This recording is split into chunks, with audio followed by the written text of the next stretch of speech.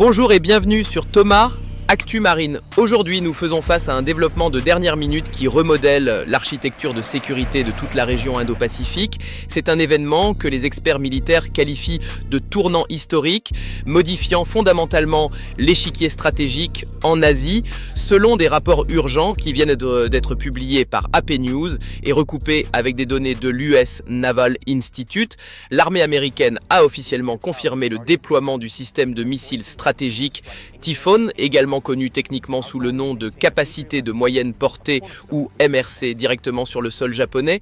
Vous devez noter tout particulièrement qu'il s'agit d'une décision sans précédent, marquant la première fois qu'une telle capacité est stationnée ici depuis la fin de la guerre froide. Suite à l'effondrement du traité sur les forces nucléaires à portée intermédiaire, FNI, c'est la première fois que Washington positionne ouvertement un lanceur mobile terrestre capable de tirer des missiles de croisière Tomahawk et des intercepteurs Standard Missile 6 au cœur de la première chaîne d'îles. Cela signifie que depuis l'archipel japonais, la puissance de feu américaine peut désormais couvrir efficacement des détroits maritimes critiques, verrouiller des voies de navigation vitales et placer les bases militaires adverses en Asie du Nord-Est à portée de frappe directe.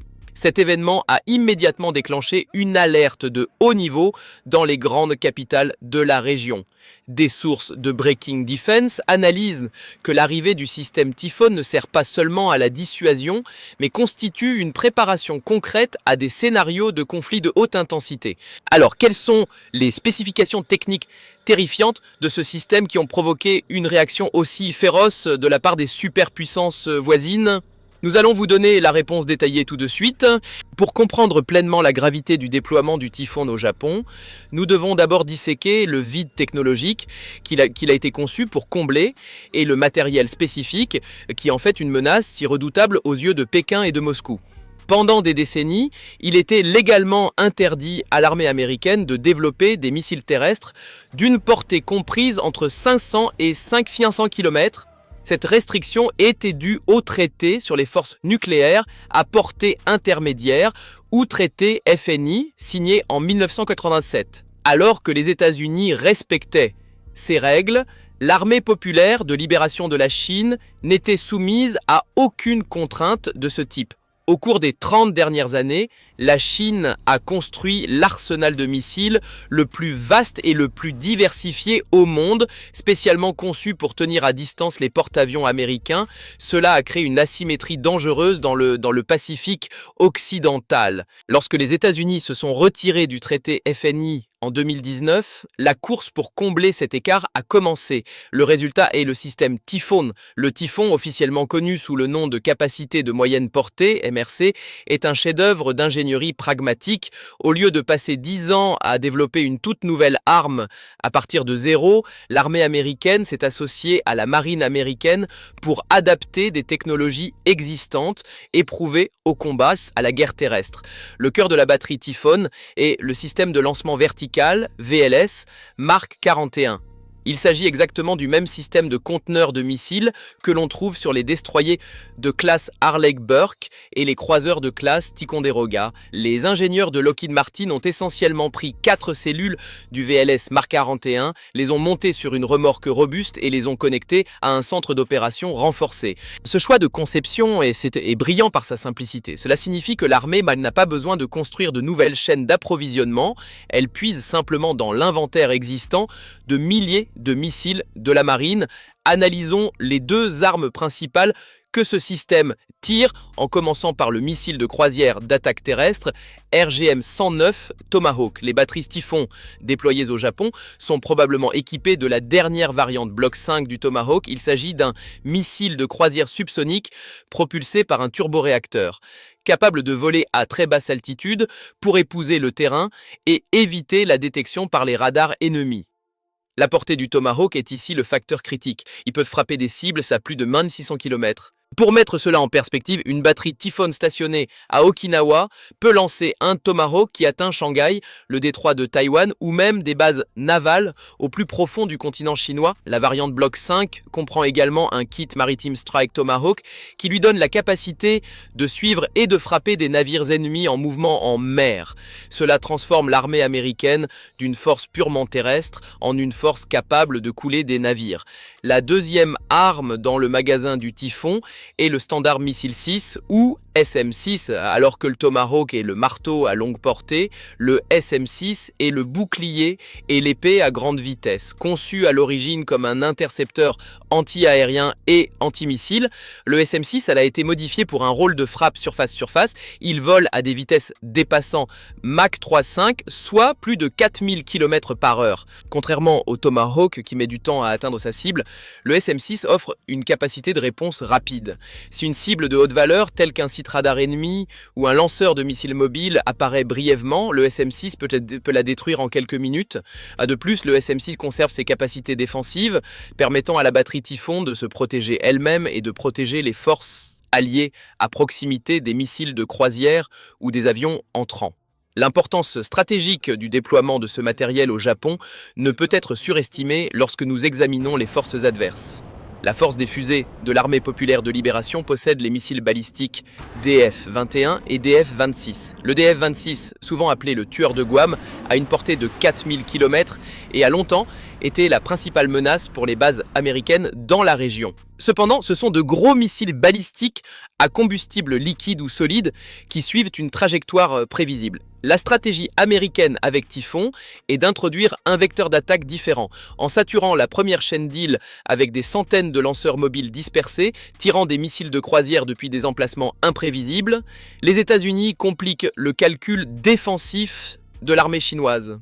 Une batterie Typhon typique se compose de 4 lanceurs, d'un centre d'opération de batterie et d'un véhicule de soutien principal. Parce que le système est monté sur roues et peut être transporté par des avions C-17 Globemaster, il s'intègre parfaitement dans la doctrine d'emploi de combat agile, Agile Combat Employment de l'armée américaine. La batterie peut tirer, plier bagages et se déplacer vers un nouveau site caché en quelques minutes, ce qui rend extrêmement difficile pour l'ennemi de la cibler avec des tirs de contre-batterie. Cette capacité de survie est essentielle. Dans un scénario de conflit, ces batteries se disperseraient probablement à travers les centaines d'îles de la chaîne des Ryukyu, utilisant le terrain accidenté du Japon comme couverture naturelle.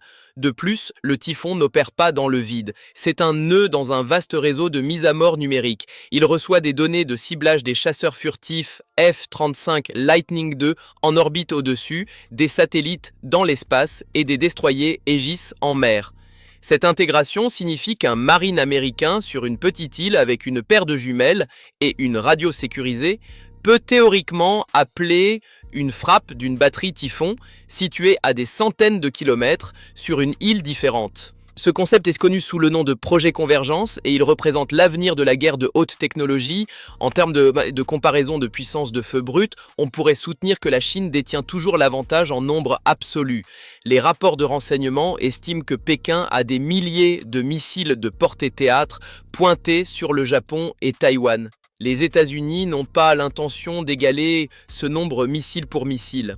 Au lieu de cela, le Typhon fournit une capacité de précision asymétrique.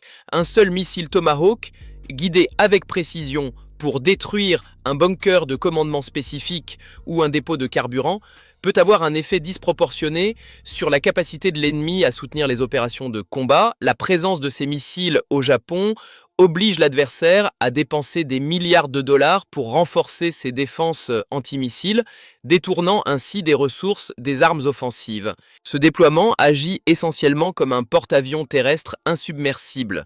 Alors qu'un groupe aéronaval peut être suivi et ciblé par le DF-21D, une batterie Typhon cachée dans une forêt japonaise est un fantôme. Elle oblige l'armée populaire de libération à parcourir des milliers de kilomètres carrés de terre pour trouver la menace, diluant leurs ressources de surveillance. C'est l'essence même de la stratégie de déni d'accès et d'interdiction de zones A2, AD, retourner contre ses créateurs. Le système Typhon garantit que la première chaîne d'îles n'est plus une zone tampon sûre pour la marine chinoise, mais un défi mortel qu'elle doit traverser. La chronologie opérationnelle de ce déploiement historique a commencé à des milliers de kilomètres des côtes japonaises. Elle a débuté à la base commune Lewis McChord dans l'État de Washington, le foyer de la minière force opérationnelle multidomaine. Cette unité est le fer de lance de la stratégie de modernisation de l'armée américaine, conçue spécifiquement pour percer les bulles de déni d'accès et d'interdiction de zones des adversaires pairs. L'ordre de déployer le système Typhon au Japon n'était pas seulement un mouvement logistique. C'était un test de résistance de la capacité de l'armée à projeter rapidement sa puissance à travers l'océan Pacifique. Dans les premières heures de l'opération, des avions de transport massif C-17 Globemaster III ont été chargés avec les composants principaux du Typhon. Chaque batterie Typhon est composée de 4 lanceurs montés sur remorque, d'un centre d'opération de batterie et de véhicules de soutien. Les équipages des C-17 ont dû exécuter des procédures de chargement précises, garantissant que ces mastodontes de 40 tonnes étaient sécurisés pour un vol transocéanique. Cette phase a démontré une capacité critique. Le transport aérien stratégique. Contrairement aux navires de guerre qui mettent des semaines à transiter de la côte ouest des États-Unis à Tokyo, le système Typhon peut être au sol au Japon en moins de 20 heures après avoir reçu l'ordre présidentiel. Dès l'atterrissage dans une installation militaire américaine au Japon, probablement identifié comme un centre logistique clé tel que la base aérienne de Yokota ou un site d'opération avancé dans les îles Ryukyu, le compte à rebours a commencé. Les équipes se sont immédiatement engagées dans ce qu'on appelle l'emploi de combat agile, Agile Combat Employment. Cette doctrine dicte que dans une guerre moderne, on ne peut pas rester statique, les cibles statiques sont des cibles mortes. Les équipes Typhon ont déchargé les lanceurs et les ont conduits vers des positions dispersées et dissimulées. Ces sites de cachette utilisent la végétation dense et le terrain accidenté de l'archipel japonais pour masquer le système des satellites ennemis et des drones de surveillance à haute altitude. Une fois en position, la phase la plus critique de l'action a commencé, l'établissement du réseau de contrôle de tir. Le Typhon n'est pas une arme autonome, c'est un nœud dans une vaste toile invisible de données. Les techniciens du centre d'opération de la batterie ont connecté le système au centre d'opération tout domaine. Ce lien permettait au Typhon de recevoir des données de ciblage non seulement des capteurs de l'armée, mais aussi des destroyers de la marine américaine naviguant dans la mer des Philippines, des chasseurs furtifs F-35 patrouillant en mer de Chine orientale et même des actifs spatiaux. Cette intégration a été testée de manière vivante lors des exercices conjoints impliquant les forces d'autodéfense japonaises, GSDF. Parcourons une séquence d'engagement simulée qui s'est probablement produite lors de ces exercices. Le scénario commence par une alerte d'une station radar des GSDF détectant une force navale hostile tentant de franchir la première chaîne d'îles. Ces données sont instantanément fusionnées avec les renseignements des satellites américains et relayées à la batterie Typhon cachée au fond d'une forêt japonaise. Le commandant de la batterie reçoit la solution de tir. Les cibles sont identifiées comme 2 destroyers lance-missiles ennemis et un navire d'assaut amphibie de haute valeur situé à 400 km au large. Dans un scénario de combat réel, la séquence se déroule en quelques secondes. Les remorques de lancement, qui ressemblent à des conteneurs d'expédition standard en mode déplacement, élèvent leur tube en position verticale, le système de gestion des gaz est amorcé. Sur l'ordre de tirer, le système de lancement vertical Mark 41 allume le propulseur du Standard Missile 6 ou du missile de croisière Tomahawk. L'arme jaillit du tube, traverse le couvercle du tube et passe en vol propulsé. Pour le missile d'attaque terrestre Tomahawk, la phase d'action implique un profil de vol complexe. Après le lancement, le missile descend à basse altitude, rasant les vagues à quelques mètres seulement pour rester sous l'horizon du radar ennemi. Il navigue en utilisant le TERCOM, ou correspondance de contours de terrain, combiné au guidage GPS. À l'approche de la zone cible, le missile peut flâner, attendant des coordonnées mises à jour, ou exécuter un plongeon terminal sur le navire ou le poste de commandement ennemi. La capacité du système Typhon à lancer ses missiles depuis la Terre complique considérablement la solution de ciblage de l'ennemi. Contrairement à un navire, qui est un objet métallique distinct sur une surface océanique plane, un lanceur monté sur camion se fond dans le fouillis de l'arrière-plan terrestre. Simultanément, les équipes Typhon ont pratiqué la manœuvre tirer, effiler, shoot and scoot.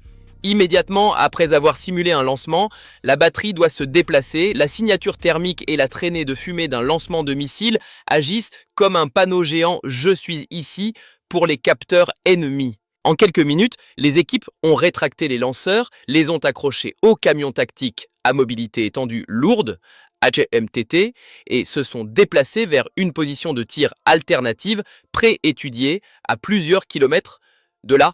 Ce mouvement constant est un défi physique et mental épuisant pour les soldats qui doivent opérer avec vitesse et précision tout en étant sous la menace simulée de missiles hypersoniques entrants ou d'attaques chimiques. Un autre aspect vital de l'opération était l'exercice de rechargement. Dans un conflit soutenu, une batterie de 4 lanceurs peut épuiser ses 16 missiles très rapidement. L'armée a pratiqué la logistique consistant à amener des tubes de recharge sur les sites de terrain. Cela implique des convois de camions de ravitaillement naviguant sur des routes civiles ou des pistes accidentées pour atteindre les batteries dispersées. Cette queue logistique est souvent considérée comme le talon d'Achille de la guerre moderne, et la sécurisation de ces lignes d'approvisionnement contre les forces spéciales ennemies ou les frappes aériennes était une composante majeure de l'exercice impliquant des unités de protection de la force japonaise. Le déploiement a également vu l'activation des défenses de guerre électroniques. La batterie Typhon émet des signaux électroniques lorsqu'elle communique avec le réseau de commandement. Pour empêcher l'ennemi de trianguler sa position sur la base de ses émissions radio, les équipes ont utilisé des antennes directionnelles et des techniques de transmission par rafale. Ils ont également coordonné avec des unités de cyberguerre pour garantir que les liens de données restaient cryptés et résilients contre les tentatives de brouillage par les suites de guerre électronique sophistiquées de l'armée populaire de libération. À la fin de l'exercice, l'armée américaine et les forces d'autodéfense japonaises avaient validé la chaîne de destruction Kill Chain du capteur au tireur. Ils ont prouvé qu'une unité terrestre au Japon pouvait engager efficacement des cibles maritimes et terrestres à des centaines de kilomètres, agissant comme une forteresse insubmersible. Ce succès opérationnel envoie un message glaçant à tout agresseur potentiel. Les eaux entourant le Japon ne sont plus des environnements permissifs. Le typhon a effectivement transformé le périmètre défensif en une zone de destruction offensive. Pour saisir pleinement l'ampleur du déploiement du typhon, nous devons aller au-delà des spécifications matérielles et examiner le changement tectonique dans la stratégie géopolitique. Des experts de groupes de réflexion de premier plan tels que le Center for Strategic and International Studies, CSIS, et l'International Institute for Strategic Studies, IUSS, classant cette décision comme la fin du sanctuaire de l'après-guerre froide pour les puissances continentales asiatiques. Au cours des 3 dernières décennies, les États-Unis se sont fortement appuyés sur la puissance navale et aérienne projetée depuis des bases lointaines ou des porte-avions. Cela a permis à des concurrents comme la Chine et la Russie de développer ce que les théoriciens militaires appellent une stratégie de déni d'accès et d'interdiction de zone A2-AD. En inondant la zone de missiles terrestres bon marché, ils avaient l'intention de repousser les porte-avions américains suffisamment loin pour qu'ils deviennent inefficaces. L'arrivée du système Typhon au Japon inverse complètement ce scénario. Les analystes principaux du US Naval War College décrivent donc cette nouvelle approche comme la dissuasion par le déni, deterrence by denial. La logique est froide et mathématique. Si les États-Unis peuvent placer des lanceurs de missiles résilients et difficiles à tuer à l'intérieur de la première chaîne d'îles, cela refuse à l'adversaire la certitude d'une victoire rapide. Un amiral chinois regardant la carte ne peut plus simplement calculer l'emplacement de la 7e flotte américaine. Il doit désormais s'inquiéter de chaque île, de chaque forêt et de chaque vallée cachée de l'archipel japonais où une batterie Typhon pourrait attendre. Cela crée une menace multi-axiale. L'adversaire est obligé de diviser son attention et ses capteurs entre regarder vers le haut pour les bombardiers, regarder vers la mer pour les destroyers et regarder vers le bas sur les îles pour les lanceurs mobiles. Cette dilution de l'attention est exactement ce que veulent les planificateurs américains. Cependant, la vue depuis Pékin est radicalement différente. À travers le prisme du Parti communiste chinois, ce déploiement est considéré comme un acte d'encerclement agressif. Des déclarations officielles du ministère de la Défense nationale à Pékin ont averti à plusieurs reprises que les États-Unis construisent une OTAN asiatique. Ils soutiennent que l'introduction de missiles à moyenne portée capables de frapper la côte chinoise détruit l'équilibre stratégique. Les observateurs militaires notent que le système Typhon neutralise efficacement l'avantage du missile balistique DF-26 de la Chine. Le DF-26 a été conçu pour surpasser la portée des forces américaines, mais si les forces américaines se tiennent déjà sur le perron au Japon avec leurs propres missiles, l'avantage de portée du DF-26 devient sans importance. Cela conduit à ce que les experts en relations internationales appellent un dilemme de sécurité. Les mesures prises par les États-Unis et le Japon pour accroître leur sécurité sont perçues par la Chine comme une menace directe, incitant la Chine à construire encore plus d'armes, ce qui à son tour fait que les États-Unis et le Japon se sentent moins en sécurité. C'est une spirale classique d'escalade. Nous devons également analyser la transformation profonde au sein du Japon lui-même.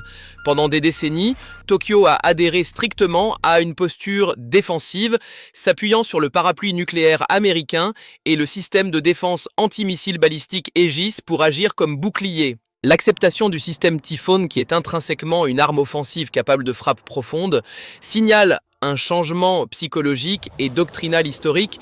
Cela s'aligne avec la récente mise à jour par le Japon de sa stratégie de sécurité nationale qui appelle à des capacités de contre-attaque.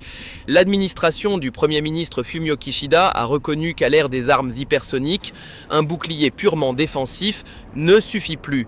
Vous devez avoir une lance pour dissuader l'ennemi de tirer en premier lieu. Néanmoins, cette stratégie comporte des risques immenses pour la population japonaise.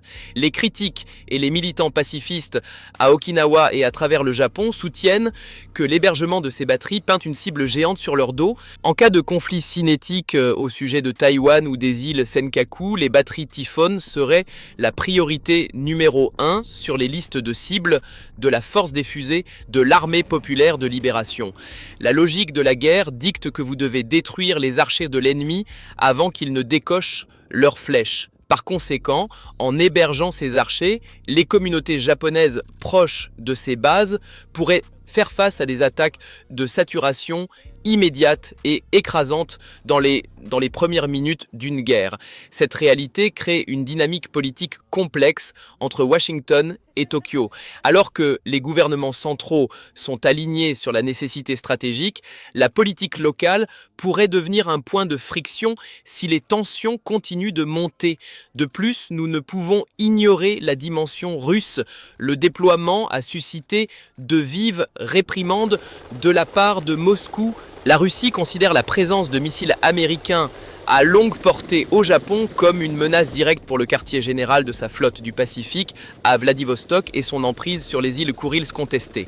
La doctrine militaire russe autorise l'utilisation d'armes nucléaires tactique si l'existence de l'État est menacée. Bien que le Typhon soit un système conventionnel et non nucléaire, donc sa capacité à décapiter les nœuds de direction ou à détruire les centres de commandement nucléaire crée une ambiguïté dangereuse. Si un opérateur radar russe voit un missile à grande vitesse arriver du Japon, il ne saura peut-être pas s'il s'agit d'un Tomahawk conventionnel ou de quelque chose de pire avant qu'il ne soit trop tard. Cette ambiguïté déstabilise le cadre de dissuasion nucléaire qui tient depuis les années 1950. D'un point de vue industriel et économique, le programme Typhon représente un passage à l'imposition de coûts. Une batterie Typhon est nettement moins chère qu'un destroyer. Un missile Tomahawk coûte environ 2 millions de dollars. Une cible comme un destroyer chinois de type 0,55 coûte près d'1 milliard de dollars. Si l'armée américaine peut utiliser un missile de 2 millions de dollars pour désactiver un navire d'1 milliard de dollars, elle est du bon côté de la courbe des coûts. Pendant des années, les États-Unis étaient du mauvais côté, utilisant des navires coûteux pour abattre des drones bon marché. Le Typhon aide à rééquilibrer l'équation économique de la guerre.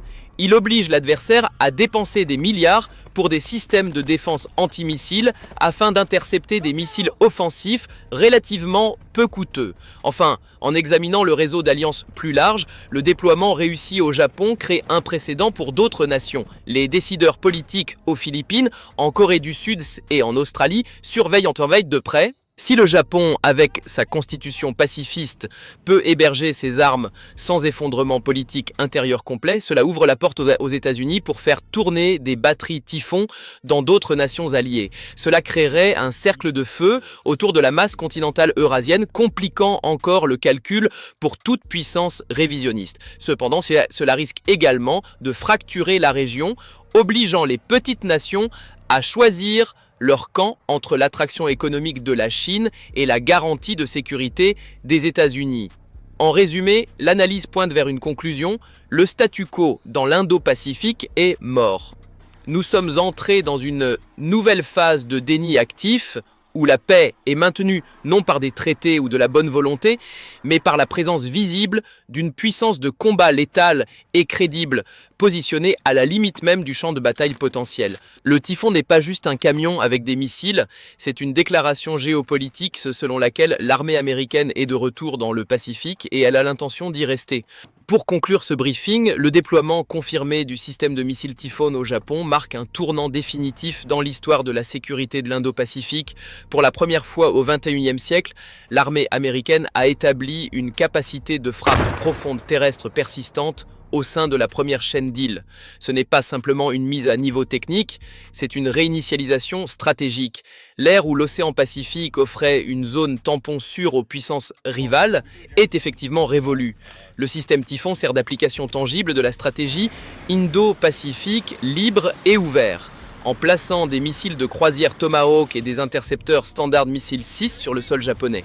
Washington et Tokyo ont créé une dissuasion redoutable. Ils ont signalé à Pékin et à Moscou que toute tentative de changer le statu quo par la force se heurterait à une puissance de feu de précision immédiate et écrasante provenant d'endroits inattendus. Cependant, comme nous l'avons analysé, cette décision n'est pas sans risques importants. Elle accélère sans aucun doute la course aux armements régionale et place le Japon en première ligne d'un conflit potentiel entre grandes puissances. Dans les mois à venir, nous nous attendons à voir de fortes contre-manœuvres de la part de l'armée populaire de libération, impliquant éventuellement une augmentation des patrouilles navales ou le déploiement de leurs propres armes hypersoniques vers des positions avancées. La température géopolitique dans la région augmente et la marge d'erreur se réduit. Notre équipe chez Thomas, Actu Marine, continuera de surveiller l'état opérationnel de ces batteries et les retombées diplomatiques de ce déploiement. Nous nous engageons à vous apporter l'analyse la plus précise et basée sur des données provenant des points chauds les plus volatiles du monde. Si vous avez trouvé cette plongée profonde dans la technologie et la stratégie militaire précieuse, veuillez soutenir notre travail en cliquant sur le bouton d'abonnement et en activant les notifications. Votre engagement nous aide à continuer à déchiffrer le monde complexe de la défense mondiale. Merci d'avoir regardé et restez vigilants. Nous vous verrons dans le prochain briefing de renseignement.